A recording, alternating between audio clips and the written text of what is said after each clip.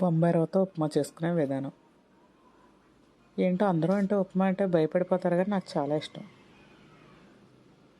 Stove మీద ఒక pan పెట్టుకుని అందులో సరిపడా ఆయిల్ వేసుకుని అందులో జీడిపప్పు, పచ్చిశనగపప్పు, మినపగుళ్ళు, ఆవాలు, జీలకర్ర, పచ్చిమిర్చి, కరివేపాకు వేసుకుని అవి కొంచెం ఫ్రై అయ్యాక అల్లం తురుము వేయాలి.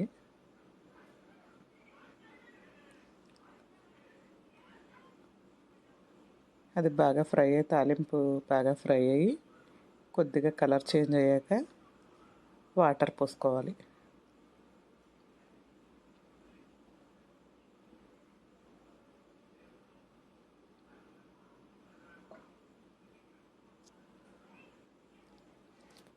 ఒకటికి 4 మెజర్మెంట్లో పోసుకోవాలి వాటర్ పోసాక ఒక మూత పెట్టి రుచికి సరిపడా సాల్ట్ కూడా వేసేసుకుని దాన్ని బాగా మరగనిచ్చి మనం దేంతో మెజర్ చేసుకున్నామో ఆ కప్ తోటి రవ్వ పోసేసి జస్ట్ ఒక 1 మినిట్ కదిపేసి మూత పెట్టేయండి.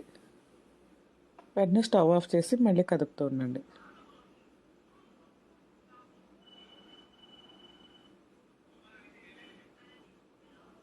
ఒక 5 మినిట్స్కి అది గట్టిగా అయిపోతుంది.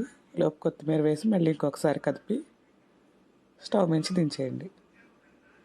రవ్వ పోసాక మాత్రం 1 or 2 మినిట్స్కి మించి స్టవ్ ఆన్ చేసి ఉంచొద్దు.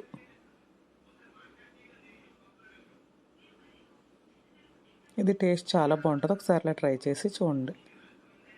అమ్మలందరికీ తొందరగా అయిపోయే టిఫిన్, ఏ పిండి లేకపోయినా కూడా.